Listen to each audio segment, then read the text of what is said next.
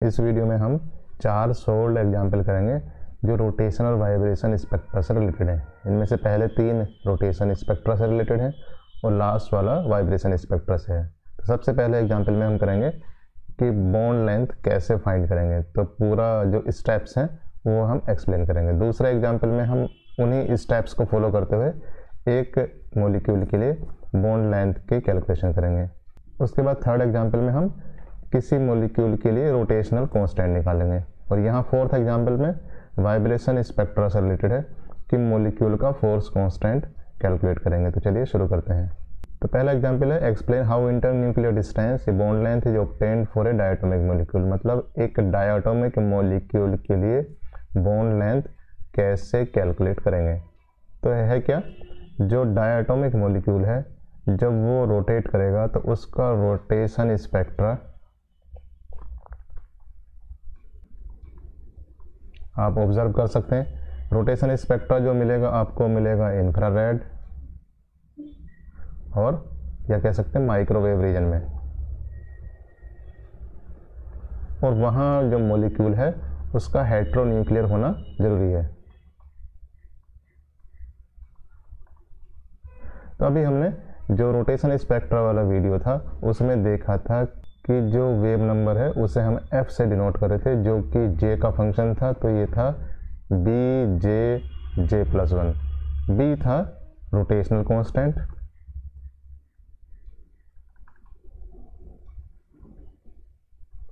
और j एक number था जिसकी वैल्यू थी 0 1 2 3 4 5। तो यहाँ देखिए जब वो ट्रांजिशन हमने डायग्राम बनाया था, डायग्राम बनाने के बाद ट्रांजिशन किए थे, तो ट्रांजिशंस का वेव नंबर ऑफ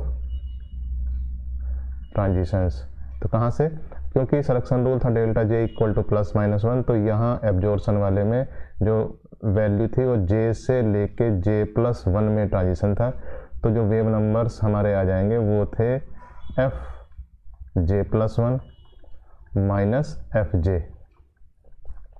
या कह सकते हैं b j+1 j+2 b j+1, या इसे कह सकते हैं b j+1 कॉमन ले लेंगे और यहाँ क्या बचेगा j+2 j। तो j से j ये यहाँ कैंसिल हो जाएगा तो बचेगा 2। तो इसकी वैल्यू आ जाएगी न्यू बार, ये आ जाएगी कितनी, देखिए ये आया b j+1 और ये 2, इसका मतलब 2b j+1। तो जो वेव नंबर्स या स्पेक्ट्रल लाइंस मिलेंगी अगर हम उसमें j इक्वल टू 0 1 2 3 4 रखेंगे तो जो वैल्यू है वो यहाँ आ जाएगी। तो वैल्यू जाती है न्यू बार की वैल्यू कितनी आ जाएंगी।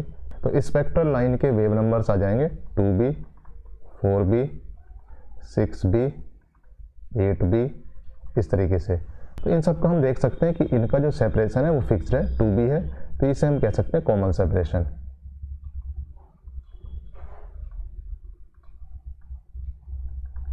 कितना है, ये है 2b। बस यहीं आप देखिए, आप क्या करेंगे एक्सपेरिमेंट से कुछ लाइंस आपको मिलेंगी, उनका रोटेशन स्पेक्ट्रा जो भी होगा उसमें से कोई सी भी लाइन 2 4 5 लाइन जितनी भी मिलेंगी उनका एक कॉमन सेपरेशन हम फाइंड कर लेंगे। तो इस तरीके से ये हम जो रिजल्ट है ये स्पेक्ट्रा से फाइंड कर लेंगे 2b।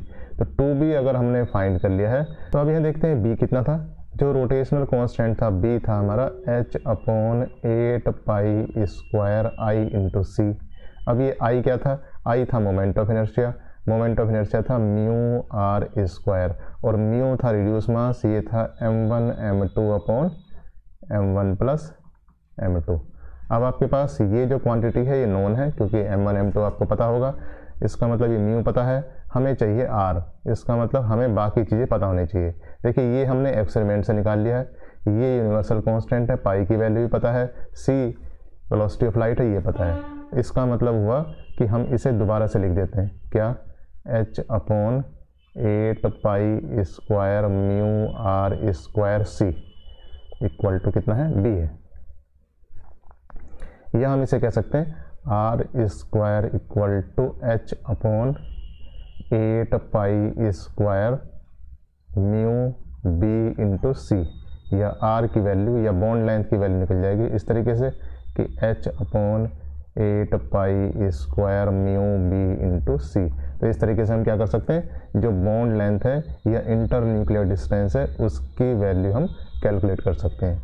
अब सेकेंड एग्जाम्पल लेते हैं जहाँ पर हम इसे एक्चुअली कैलकुलेट करेंगे। एग्जाम्पल 2 लेते हैं। For CO molecule the common wave number difference is 3.84235 centimetre -1, find bond length for the same. तो हमें यहाँ बॉन्ड लेंथ निकालनी है और कॉमन वेव नंबर डिफरेंस दिया हुआ है। इसका मतलब क्या गिवन है, ये गिवन है 2b की वैल्यू हमें गिवन है और क्या फाइंड करना है, हमें फाइंड करना है r की वैल्यू रोटेशन स्पेक्ट्रा से। कॉमन वेव नंबर सेपरेशन या 2b हमें दिया हुआ है, तो 2b की वैल्यू या कॉमन वेव नंबर सेपरेशन दिया हुआ है, कितना है, ये है 3.84235 सेंटीमीटर -1। इसको हम बना देंगे मीटर -1। तो एक्चुअली ये हो जाएगा 384.235, क्योंकि 100 से इसलिए मल्टीप्लाई किया, एक्चुअली ये सेंटीमीटर नहीं है, ये है सेंटीमीटर -1, तो ये मीटर -1 हो गया। इससे हम निकाल देंगे b कितना आ गया, ये आ गया 192.118 मीटर -1। तो ये हमने b की वैल्यू कैलकुलेट कर ली है। अब देखिए b होता कितना है, ये b था रोटेशनल कांस्टेंट, ये होता है कितना h/8 pi square i into C. ये बाकी सारे कांस्टेंट i की वैल्यू चाहिए। i कितना होगा, i होगा म्यू r स्क्वायर और म्यू कितना है m1 m2 upon m1 plus m2। तो हमें म्यू निकालना है पहले, तो म्यू निकालते हैं। म्यू हो जाएगा m1 m2 ये CO मोलिक्यूल है। CO मोलिक्यूल का मतलब है, C का मतलब 12, ऑक्सीजन का मतलब 16, तो ये 12 प्लस 16 और एक यहाँ रख देंगे 1.67 इंटू 10⁻⁻27, या इसे मल्टीप्लाई कर लेते हैं तो ये जाता है कितना 192/28 into 1.67 into 10⁻⁻27 kilogram. Actually 1.67 into 10⁻⁻27 ऊपर 2 बार था और नीचे चूँकि 1 बार था तो एक वैल्यू यहाँ बच जाती है, इसलिए म्यू की वैल्यू ये आ जाती है। उसके अलावा देखिए b की वैल्यू आपके पास है, म्यू की वैल्यू आपके पास है, तो यहाँ आप इसे रख सकते हैं।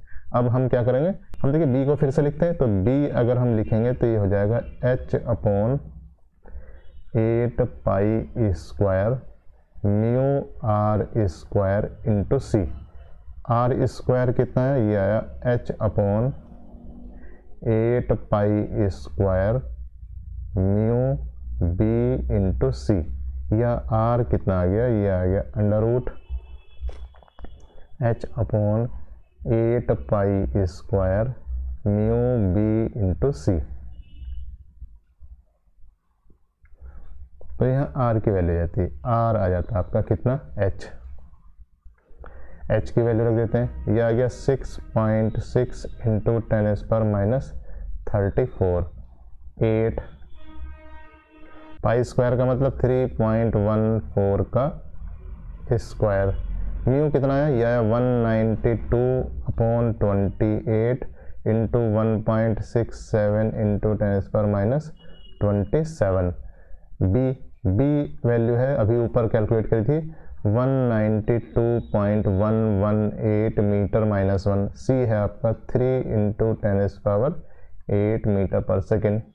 तो यहाँ ये वैल्यू आ गई, इस वैल्यू को हम कैलकुलेट करते हैं। तो इस पूरे एक्सप्रेशन को अगर हम कैलकुलेटर से कैलकुलेट करें तो इसकी वैल्यू जाती है 1.28 इंटू 10⁻⁻20। इसका हम अंडर रूट निकालेंगे तो ये आ जाएगा 1.13 इंटू 10⁻⁻10।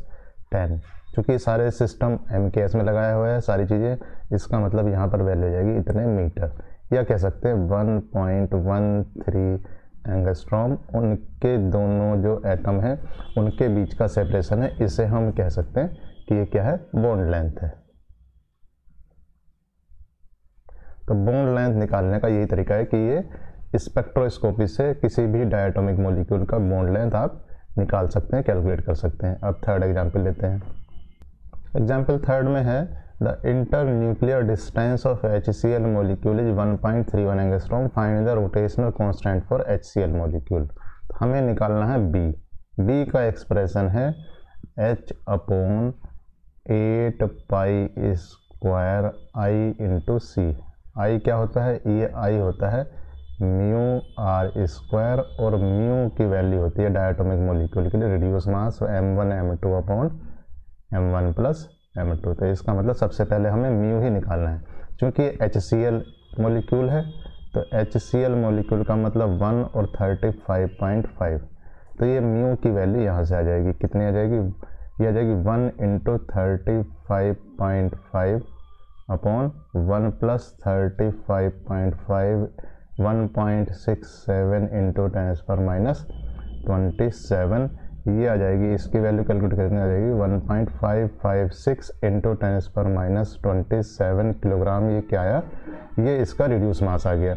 अब हम निकालेंगे मोमेंट ऑफ इनर्शिया, ये ऐसे चलेंगे हम, इसके बाद ये निकालेंगे, इसके बाद ये निकालेंगे।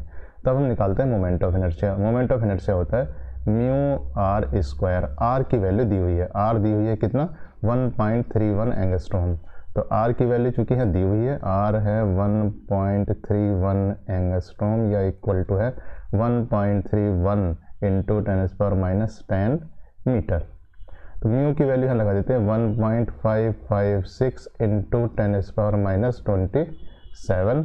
आर की वैल्यू है 1.31 इंटू 10⁻⁻10 का स्क्वायर।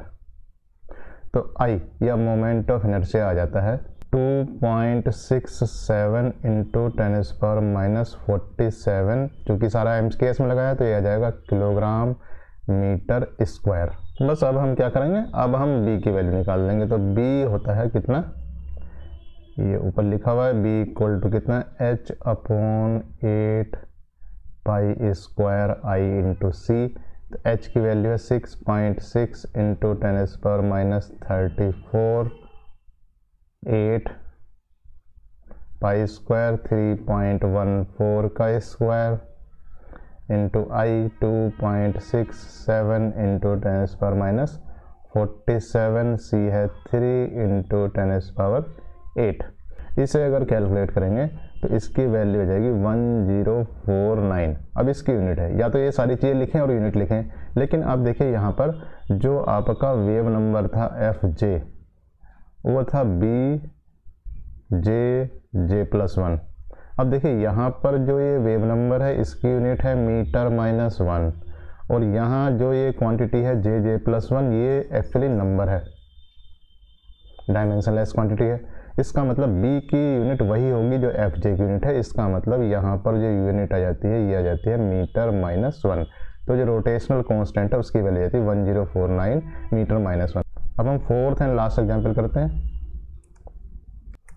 देखिए इस एग्जाम्पल में जो कि बेस्ड है वाइब्रेशन स्पेक्ट्रा से, कहते हैं in vibration spectra of HCl molecule we get a sharp absorption line at 3.456 micrometer, calculate force constant for HCl molecule. तो देखिए यहाँ पर क्या क्या दिया हुआ है, यहाँ है कि sharp absorption line at 3.456 micrometre. तो यूनिट से पता चल जाएगा हमें कि ये क्या चीज़ है। देखिए यहाँ जो यूनिट है लेंथ की यूनिट है, इसका मतलब ये आपके पास क्या है, ये वेवलेंथ है। तो लैम्डा की वैल्यू दी हुई है 3.456 माइक्रोमीटर। इसका मतलब हुआ 3.456 इंटू 10⁻⁻6 मीटर। अब आप क्या करेंगे, C equal to nu lambda से न्यू निकाल देंगे फ्रीक्वेंसी, ये कितना आ जाएगा C अपॉन लैम्डा। C कितना है 3 इंटू 10⁸8 और लैम्डा की वैल्यू दे रखी है 3.456 इंटू 10⁻⁻6। तो इससे जो क्या आ जाएगी, वाइब्रेशन की फ्रीक्वेंसी आ जाएगी। तो अगर हम इन दोनों को कैलकुलेट करते हैं तो वैल्यू हो जाती है 8.68 इंटू 10⁻13 हर्ट्ज। इसके अलावा इसका रिड्यूस मास हमें चाहिए होगा, तो रिड्यूस मास के लिए म्यू इक्वल टू कितना होगा m1 m2 upon m1 plus m2। तो चूंकि HCl मॉलिक्यूल है तो ये से 1 और ये कितना हो जाएगा 35.5। तो ये आ जाएगी value 1 into 35.5 upon 1 + 35.5 into 1.67 into 10⁻⁻27 kilogram. तो ये वैल्यू हो जाती है 1.556 इंटू 10⁻⁻27 किलोग्राम। तो म्यू की वैल्यू हो जाती है। अब आप देखिए फ्रीक्वेंसी का एक्सप्रेशन रख देंगे हम। तो जो डायटोमिक मॉलिक्यूल है उसकी फ्रीक्वेंसी या frequency of diatomic molecule nu equal to 1/2π √ k/μ। तो ये हमें निकालना है k। तो k की वैल्यू आ जाएगी कितनी, 4π² इंटू म्यू। क्या वैल्यू रख देते हैं, ये है 4 इंटू 3.14 का स्क्वायर, म्यू की वैल्यू ऊपर से रख देते हैं 8.68 इंटू 10⁻13। यह 8.68 इंटू 10⁻13 का स्क्वायर, म्यू है 1.556 इंटू 10⁻⁻27 किलोग्राम। तो इसे हम कैलकुलेट कर सकते हैं। तो कैलकुलेट करने पर के की वैल्यू जाती है 462.3 के आ जाता है। अब के की यूनिट क्या होती है, न्यूटन पर मीटर, क्योंकि हमने सारी चीज़ें एमके सिस्टम में लगाई। तो ये एक्चुअली उसका HCl मॉलिक्यूल का फोर्स कांस्टेंट आ जाता है। Thank you.